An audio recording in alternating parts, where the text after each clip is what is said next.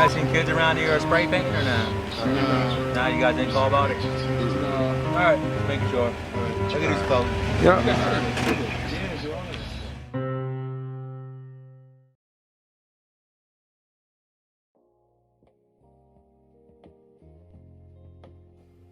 Philly, the city of brotherly love. The home of many firsts, from the cheesesteak to the very first computer. A city recognized today for its beauty, but one that wasn't always so beautiful. You see, like every city, there's the good and the bad. With over 3,500 murals depicting stories both bad and good, from the young and old, one platform that has always been used to tell stories throughout the decades is the walls. You see, the average eye wouldn't be able to tell, but to a writer, the walls speak volumes.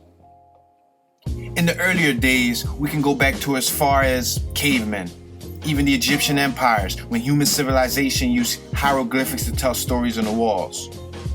But in this chapter of history, we're going to focus on the mid-1900s, after the American Revolution, when soldiers, rioters, and other people would tell stories and mark them on the walls. A time when even gang members marked their territories using graffiti. In many cases, political activists would use graffiti to give them a voice. It wasn't until the early 1960s when Philadelphia natives known as Cornbread and Cool Earl wrote their name all over the city, gaining attention from the community and local press. Shortly after, throughout the following decades that passed, many writers were born who contributed vital growth to the culture. Every generation inspired the next, which gave birth to a new era. It's like the earlier version of graffiti, but on steroids. A culture and lifestyle taken so seriously, yet people know so little about. Graffiti to some will be considered vandalism. To others, it will be considered art. You know what they say, beauty is in the eye of the beholder. Well, I guess the same rule applies here. But the truth of the matter is that art is expression or application of human creative skill and imagination, typically in visual forms such as a painting, sculpture, producing works to be appreciated primarily for their beauty or emotional power. You can pause that and rewind it if you need to, but basically, the application of human creative skill or imagination, primarily for their beauty or emotional power. Now look around in everyday society. Read what subliminally passes many consciences daily. Messages from outspoken anonymous patriots of this country, the rebels who roam the streets day or night ready to lead a march. Stories depicted and not taken credit for. Neighborhoods and cities both strategically graphed, but then erased the next morning. What you're about to see is an original story, straight out of Philly. But you're not gonna hear it from me. I have a series of artists, both young and old, here to paint a better picture for you. Now sit back, grab your black book, and apply the creative skill, because although graffiti is worldwide today, Philadelphia is graffiti in its very essence. So sit back and enjoy.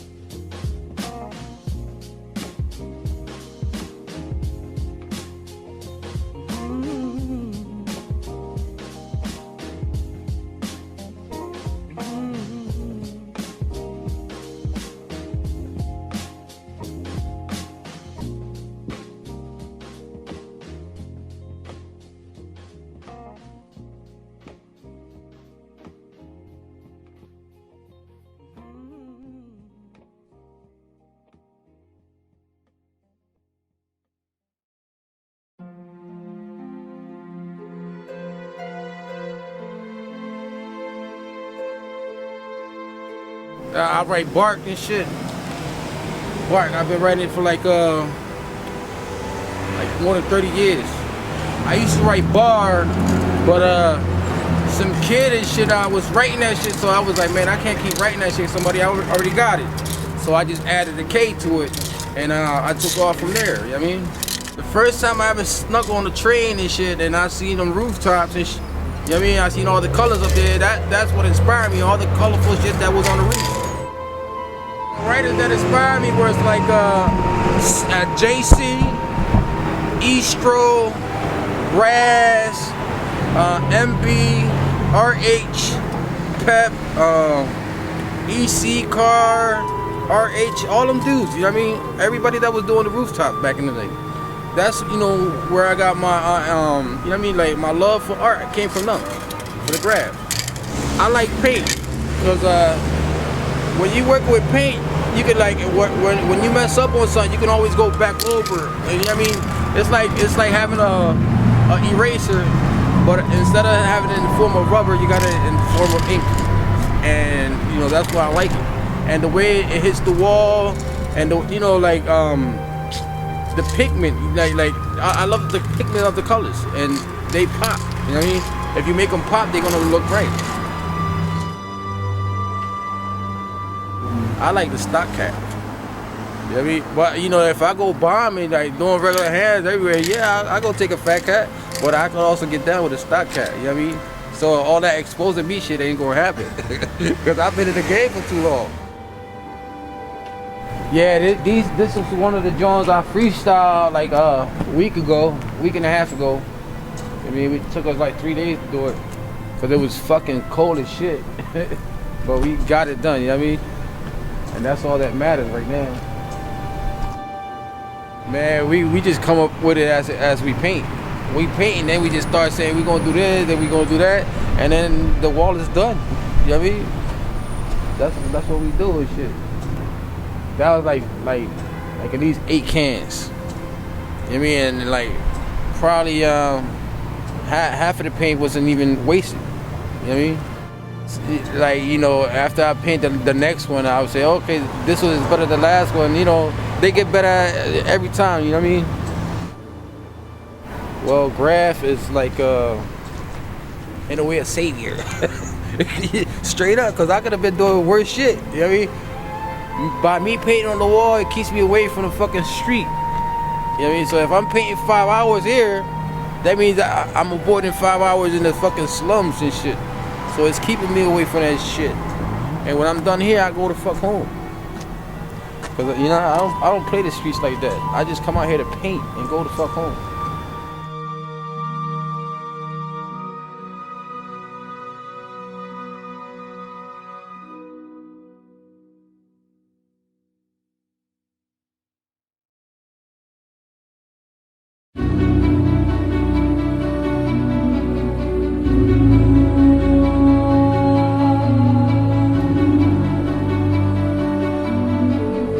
Yo, what up, it's your boy Rame, KMD. Keep making dollars, causing mad destruction. Badlands, what's up? Man, I got my name when I was a young buck, man. You know, the different influences, you know what I'm saying? But they used to call me Raymond a lot. So, you know, that kind of stuck with the Rame name. Oh man, I remember when I was small, man, I used to get on the trains and just ride the train and just look at all the rooftops, all the care rooftops. That really influenced me to want to get in Graff. But what got me into getting hands was when I started hanging with KMD, when I started, you know, being around Rakan, you know, being around them type of dudes, Sizer, rest in peace, Empire, shout out to Krev. When I started being around them, it made me, you know, start working on my shit and get my shit better. Cause you know, everybody in KMD had a man. If you write graffiti, man, you gotta be either in it for the right reasons or you just in it cause you just wanna fucking write.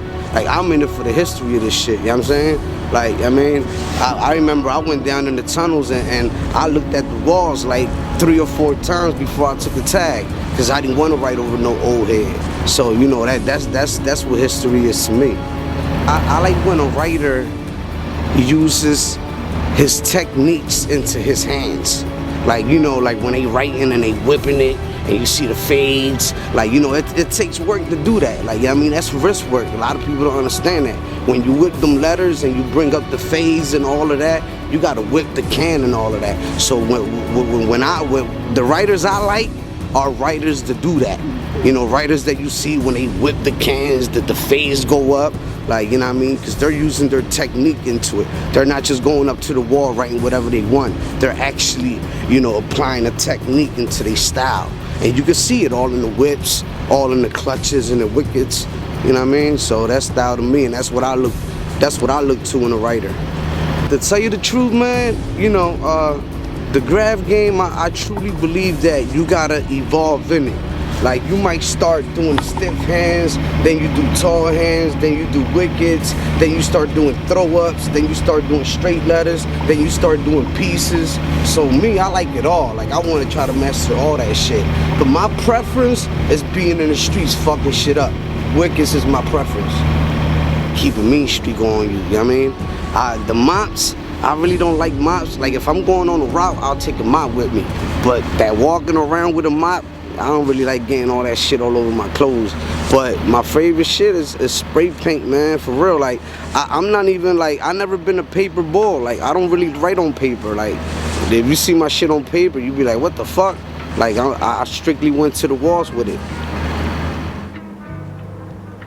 Graff played a big part in my life, man, because I remember when I was a young buck, when I used to sneak out my crib to go writing, I would escape reality, man. It was like that Superman character, you know what I mean? When you leave your crib, you throw on that, you know what I mean? You throw your shit on, your bummy shit, and you become that character that's on the walls. So, you know what I'm saying? That was my shit, you know what I mean? I changed into a different person when I came out bombing. I wasn't this, you know what I mean? I was a whole different character when I came out after 12 o'clock.